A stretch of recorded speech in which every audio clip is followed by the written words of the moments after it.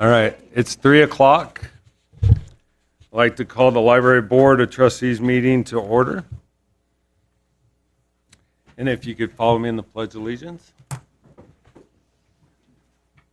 I pledge allegiance to the flag of the United States of America and to the republic for which it stands, one nation, under God, indivisible, with liberty and justice for all.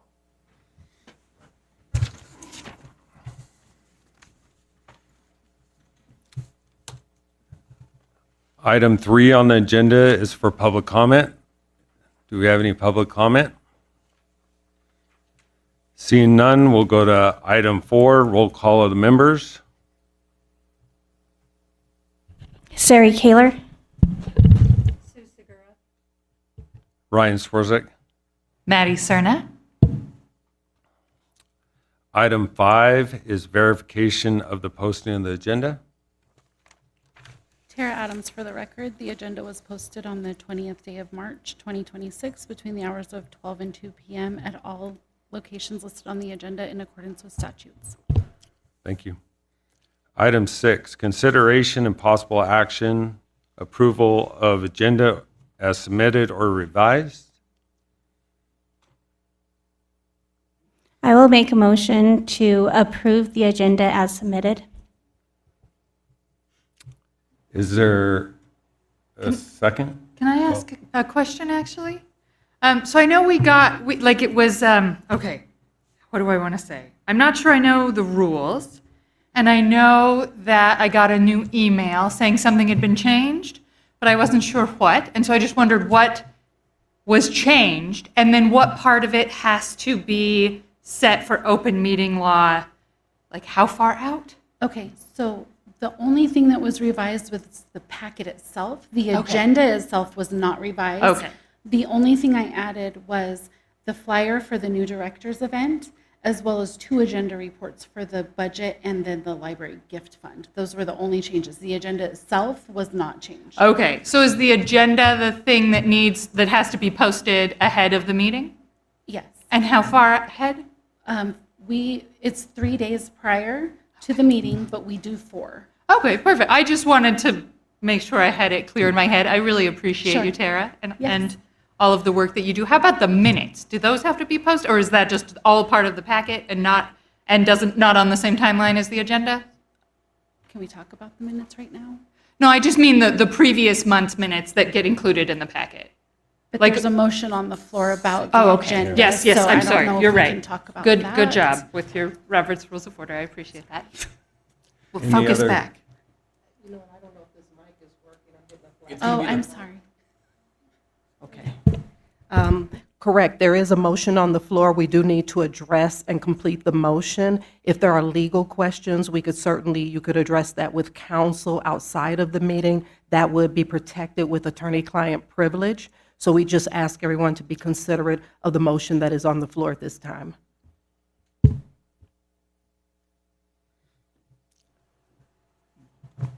I second the motion for the approval of the agenda as submitted. Is there any public comment?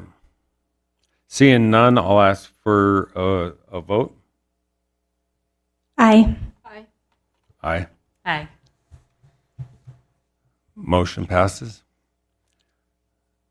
Item 7 is consideration possible action, approval of minutes of the meeting held on February 26, 2026. Is there any discussion? I'll entertain a motion. I'll make a motion to approve the minutes of February 26, 2026 with a great big thank you. Motion has been made by Siri. Do I have a second? Sorry. I'll second it. Second's been made by Sue. Is there any public comment? Seeing none, I'll call for a vote. Aye. Aye. Aye. Motion passes. Item 8 is Library Board of Trustees report. And you look right at me, Ryan. Okay, well, we know how this goes, so that's good.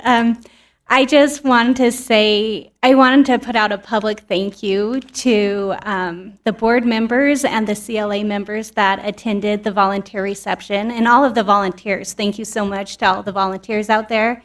The volunteer reception was very well attended. And I also want to send out a great big thank you to the library staff, Magdalena, who was over this. She got really cute gifts for the volunteers. They were these little cups with reading/book promotions on them, like today a reader, tomorrow a leader, and book nerd and stuff like that. So it was very cute, and I know the food was enjoyed by everyone too. So thank you. I also attended. So, Mike. Oh, it's not on. Thank you. I also attended. I got to see the dogs. I said, what are they doing here? And then I got to meet the young lady that does that book read. And it was interesting to listening to them. And I encourage you to reach out to our senior citizens, Pennington's Luncheon. Those people would love to help. And the high school kids, too.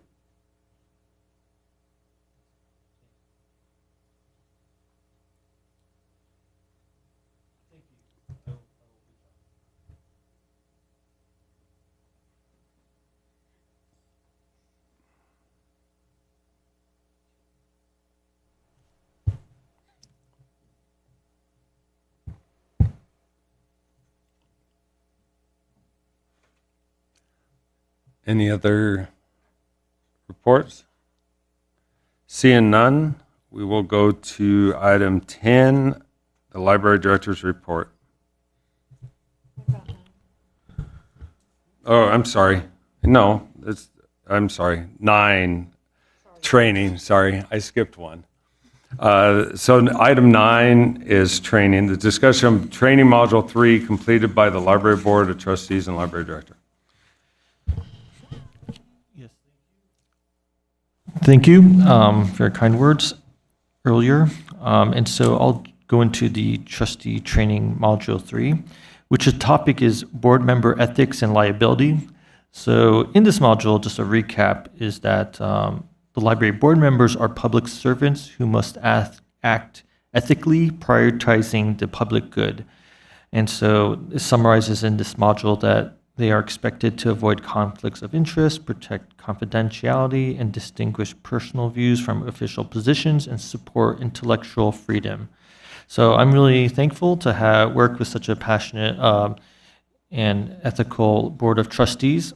And I will go over basically the trustee training exercise on page 7, where it says that to refer to the public library trustee ethics statement on page 8, and there are about 10 or so ethical statements, and so it asks. So I'd like to ask in it because it asks the same question in this workbook. What do you feel is the most challenging part of this statement? And so the statements are in back. And I've answered one of them myself. Was there anything any board member particularly found could be challenging?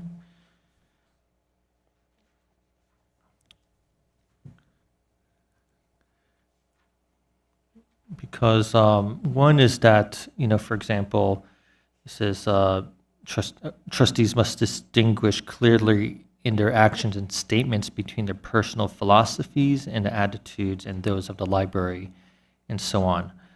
So there are a bunch of those statements. But one of the ones I chose is trustees in fulfilling their responsibilities shall not be swayed by partisan interests, public pressure, or fear of criticism.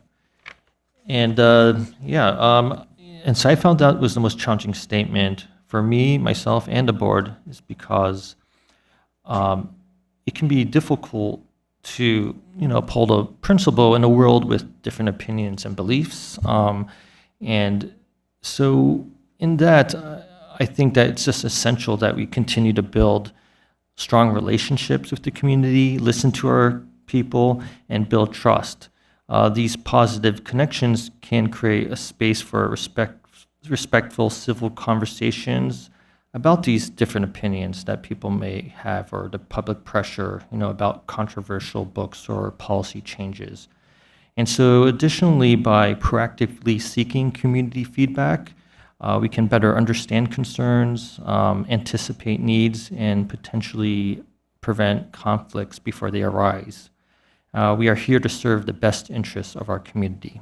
And so that's just one challenge that, libraries have to think about, and library board members have to think about public pressure. Or any questions or? I do, and something that I thought about is, so there's public opinion and public pressure, but then there's also our obligation to serve the public, and so Yeah, exactly. and and so sometimes we're doing what the public would like. Often, we're trying to serve them as a library serves the public, but then there are going to be those incidents where you might be doing something that isn't popular. And I'm just thinking about that interplay between public opinion and then also, of course, serving the public. So I just think that's something that I spent some time thinking about. Yes, we serve the public, and tricky, sometimes the public are divided on an issue. So that's why I think it's really important to know your public and build a relationship so you can have these conversations. So, Anybody else? John, can I ask a question? Something I was confused on is it says trustees must respect the confidential nature of library business and not disclose such information to anyone. And trustees must also be aware of and in compliance with freedom of information laws. So when I read that, it just confused the tarnation out of me, because I was thinking, us as board members, we aren't really privileged to any private information. All of our information is public. It's on the public agenda and everything. So I guess I was wondering, how does that really affect us?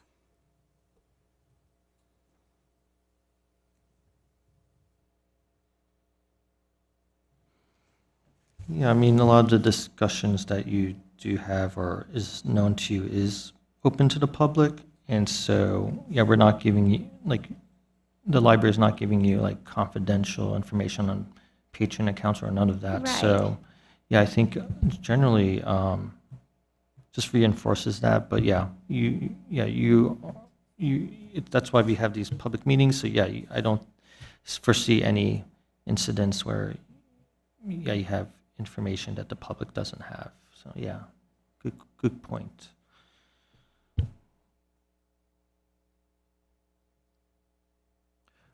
Well, if that's, if there's nothing else, we can move on to the next point, but I'll let, Ryan take care of that. If there's no other questions, comments for John? Okay. We'll move on to item 10 this time. The library director's report. Yes, thank you again. And so there's a lot on the report, but I'll just go over the highlights in terms of technology. Our adult services librarian, Magdalena, would love to add, it's in technology, Ancestry Library Edition to our online database collection. It costs $1,585.20, and we have budget for that in the e-materials. But that will allow library patrons to conduct family history in the library by accessing census records, vital records, and we can build library programs about genealogy. And we're actively working with the museum on this. So I think we can, just see how it goes. I think it'll be great for the community, and based on, based on the usage, we can continue or discontinue after a year.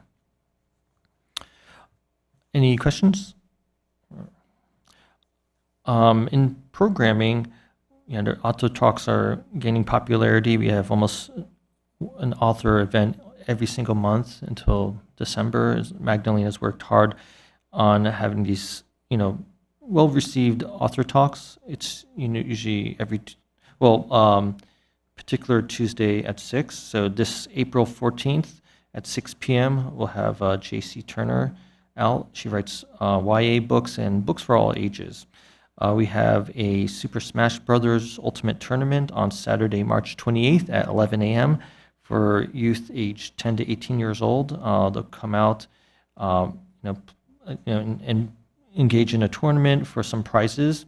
On that same day, there will be farm animals for farm friends at 1 p.m. And so a lot of families are excited to meet goats, sheep, rabbits, and chickens, courtesy of UNR Extension. Thank you to them. And just additionally, we received like $2,500 in grants for our historic book club. So, that's really, great. And just even though we do story times, weekly, it's so popular, especially with 256 people in attendance. But our baby toddler story time has really gained traction, and so people really appreciate that. So even though we do it weekly, just want to highlight that. So with our outreach and partnerships, any questions? Yes. By any chance, were you able to look at how many people have signed up for the Smash Brothers tournament? Oh, yeah. We have about, I believe, like 5 people, but we know a few more teens that are going to come into the event. So, like I spoke to 5 more, but we'll see, because we're receiving walk-ins, and so typically we always expect a few more people to come in. And can I ask a little bit about that? Is it like they complete a game and then they're done, or how does it work exactly? Tom's leading some sort of round robin kind of like tournament, process, some sort of you go through some what's it called? Some sort of a tournament where you kind of defeat players and then you move on to the next stage, and you have multiple chances. He has some system algorithm worked out with that. And there's only first and second place winners in this type of format. Yeah, you're welcome.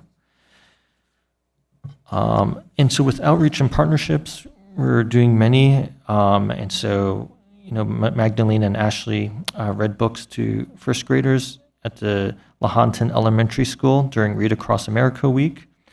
Just friendly reminder that the bookmark design contest, we have 120 submissions, and so you can vote in person by March 28th, which is, in 2 days.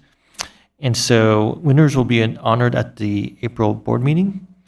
And then also, we were at a literacy night at the Churchill County Middle School on March 16th, and we spoke to 36 people, different students and families, and told them about library resources and programs. And so thanks to Principal Dr. Peretta and School Librarian Deborah Fiedler for inviting us. We're many more partnerships on the horizon, so I'll share that more in the next report. But any questions? Okay. And just general information, just want to let you know about the Meet Director event coming up here. I left a flyer on your desk area. And so that's on Thursday, April 16, April 16 from 6 to 8 p.m. at the library. It's a fundraiser for families. There will be raffle items, catering, refreshments, and different stations, such as highlighting our library achievements and programs, collection development, the volunteer work that we're doing. And so you can just come out. It's welcome to all of the community, various stakeholders, get to know each other, get to know board members, get to know county personnel and city officials. So get to know more about the library and library staff. And so I invite all the board members to stop by and say hello to the community. And yeah, for those, yeah, even if you don't donate money, it's okay. Just come on by for food. So volunteer reception, we had a great turnout as mentioned. So, I just want to thank our volunteers for the 703 hours they contributed during the 2025 calendar year. And, they help out so much in programming and just craft preparations, cleanup, shelving, just so wonderful. And so 36 people attended, and like Dr. Sue mentioned, 2 dogs. So they are part of our Reading with Rover program, which has really grown in popularity. So with that, we have new stats in the stats handout, but we're starting to include interactions with patrons at the circulation desk. And so it just started in February. And so I think it's a great way of tracking our interactions and services to the community, because we get a lot of reference questions. We get questions over the phone or email, and questions about like helping them with their computer printing. It's simple stats, but I think it'll paint a story. And with that, that's my report. Do you have any questions? Yeah, actually, about that, excuse me, new stat report that you're doing, is it going to be divided up into like personal, email, phone? So, Yes. okay. Yes. And yeah, it's on the first page, bottom right. And stats in general are a bit low because in February we were open 23 days as opposed to 27 open days in January. So just FYI.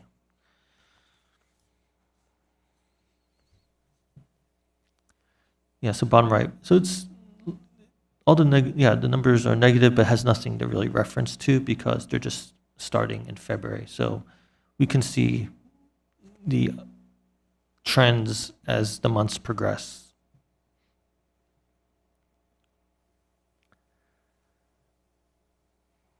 John, is there a way that you can make it a yearly statistic too, so we can compare Sure. month to month? Yes, definitely. Maybe as a year passes, we can do that. Yeah, definitely. Yeah, for sure. Yeah. And thanks to Tom and Jay for, Jay does a lot of our staff statistics, and, all the entries are inputted by various team members. So thank you for them too, for creating this wonderful graphic.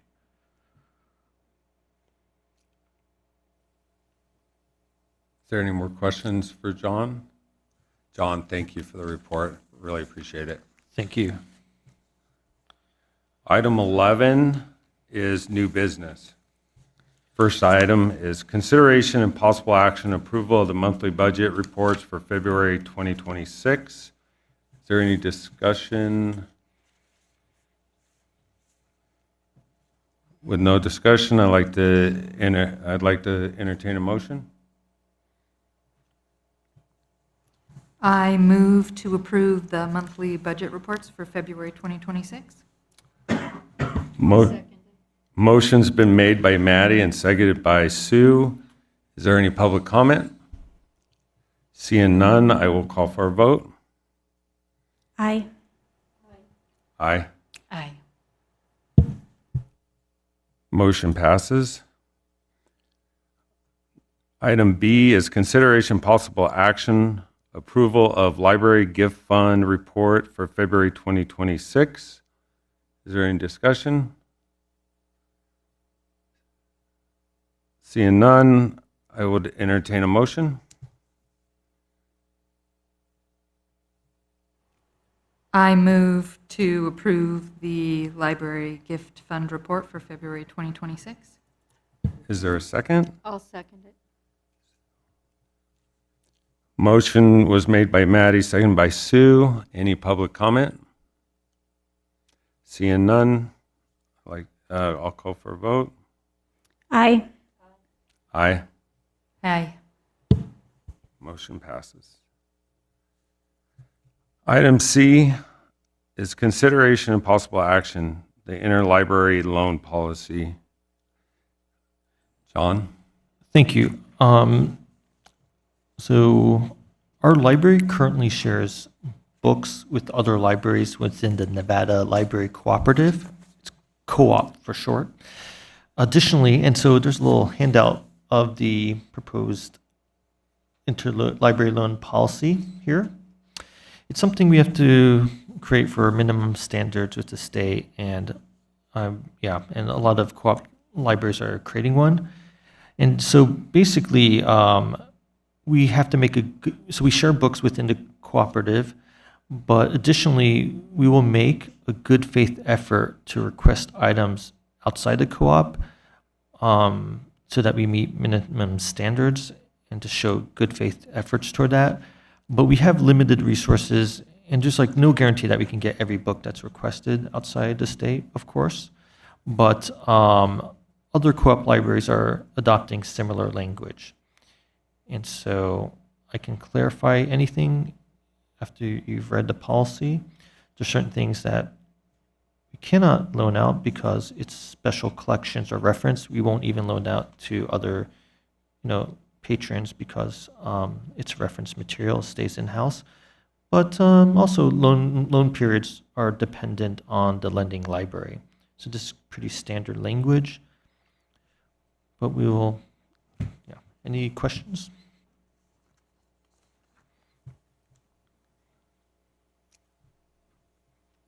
Seeing there's no questions or discussion on it, I'd like to entertain a motion. I move to approve the interlibrary loan policy. Is there a second? I will second that. There's a motion's been made by Maddie, seconded by Sari. Is there any public comment? Seeing none, I'll call for a vote. Aye. Aye. Aye. Motion passes. Item D is consideration possible action. Library card application requiring addition to email list and permission for photos. John? Okay, yes. So the update on our library card application is that when you sign up for a library card, you register to our Wowbrary newsletter email list. Because there's basically the way to sign up to our newsletter is kind of hidden on the website, and there's assumption that if you're getting a library card, you like to know what popular titles or new titles are coming out and know about some of our programming. But with any newsletter or email, you can always unsubscribe to our newsletter if you don't want it. But we really want to really make sure we're utilizing our newsletter and marketing what we're doing. Then the addition is also permission for photos at public events. Now, in public space, photographs may be taken, but we just want to let our patrons know in advance that this may happen. We understand that, so in our events, we'll have like additional signage, just letting people know that photos may be taken at this event. Please speak to staff, if you don't want your photo taken. Like, we will be very understanding. We'll make every effort to just accommodate people, but we really need to document our great library events for advocacy and to show our stakeholders for what we're doing at events. Without any photos, then no one would know that we're doing a kickoff or anything. It would just, a picture states 1,000 words.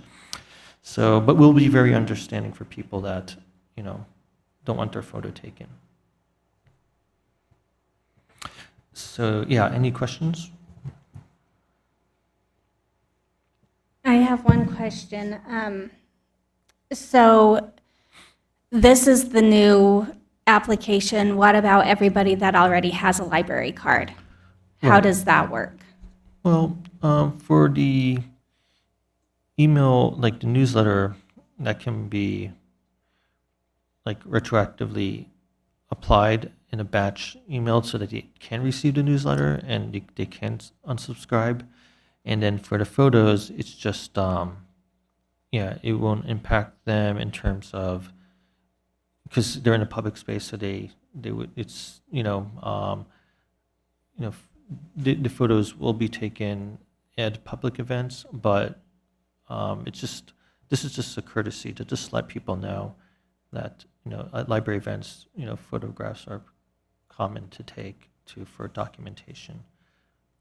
I understand that, and I appreciate that. At the CLA, we just made a new brochure, and we had, that was a major topic of, is this picture okay to use on our brochure? So I love stating that in the application. I just didn't know how it was going to work for everybody who already has a library card. So Yeah. thank you. Oh, you're welcome.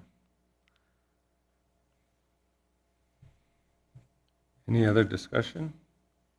Any questions for John? Seeing none, I will like to entertain a motion. I move to approve the changes in the library card application with the addition to the email list and permission for photos. Is there a second? I'll second it. Motion's been made by Maddie and seconded by Sue. Any public comment? Seeing none, I'll call for a vote.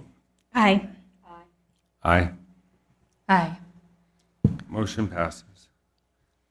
Item E, consideration and possible action, approval of the closing of the library on July 4th, 2026, November 28th, 2026, and December 26th, 2026. John? Thank you. Well, a lot of new business today, right? So I'm just doing this. I'm just doing these confirmations for closures in advance, so it's not last minute or just a month ahead. Like, we can give proper notification to our community, so they're aware. So that's why I'm doing this so early. Historically, these following days have been closed due to low traffic because they're holidays. And so that's been the 4th of July parade on Saturday, July 4th, because there's street closures and traffic for the parade. And so it'd be difficult for our patrons to even get to the library or to attend anything that we had. And so, yeah, that's, any questions for that particular day? Okay, and if you do have questions, yeah, just let me know, but I'll just go to Thanksgiving. Historically, it's been closed on Saturday, November 28th, because on the November 26th and the 27th is a holiday, so most people are gone and low traffic, and so you had to come back to work, and then Sunday, it just doesn't, it doesn't make sense. So we just think that historically we like to close on Saturday, November 28th, as it's been done before. Yeah. And then so here, Christmas, last year is well received by staff when we were closed on December 24th. There's no issue or from the community with that. We didn't hear anything from our customers. And so this year, we're requesting that we be closed on the 26th, Saturday, December 26th only. We're closed as a county holiday on the 25th, but we're just requesting, we'd be off on the 26th. That might be more optimal. A lot of people are away on holidays, so we haven't experienced like traffic when we're open on the 26th in the past. Any questions on these recommended closures? So I'm just trying to get it straight in my brain. Would you be closed on the 24th? No. And so is it kind of a swap out? Yes, Instead yes. of the 24th, you would like to close on the 26th? Yes. Yes, exactly. Yes, sorry for the confusion.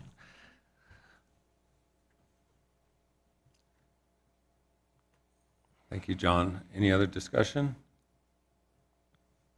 Seeing none, I'll entertain a motion. I'd like to go ahead, you want Go for it. approval of closing the library July the 4th, November 28th, and December 26th, 2026. Is there a second? I will second that motion. Motion's been made by Sue, seconded by Sari. Any public comment? Seeing none, I'll call for a vote. Aye. Aye. Aye. Aye. Motion passes. Item 12 on the agenda is our second place for public comment. Is there any public comment? Yes, I'd like to make a comment. I want 3 things that we need to do as a board. I think we need to define what the chairman and the vice chairman do according to our bylaws. And then I want to know who writes the agendas and how do we get things on the agenda.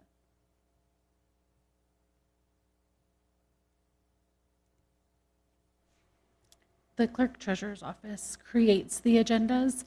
Mr. Hong would be the one to get those items on the agenda. So it's just in coordination with him in our office. If you guys have things that you'd like on the agenda, you would go through John for that. John, Yeah. would you please put the roles of the chairman and the vice chairman on our next agenda, please? Sure. Okay, yes. I think that's a great idea, Sue. And I would just like to add that I think a discussion about our bylaws more broadly and whether or not they need updated, just sort of a revisiting of the bylaws would be good also. I'd also like to see a review of the 5-year plan. Sure, definitely.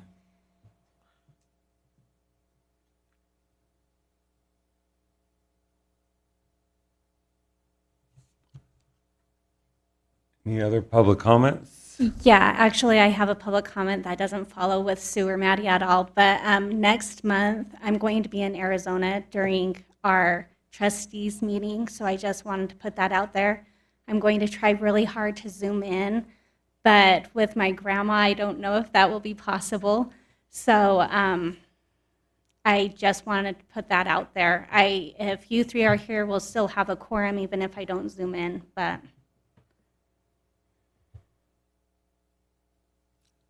Thank you.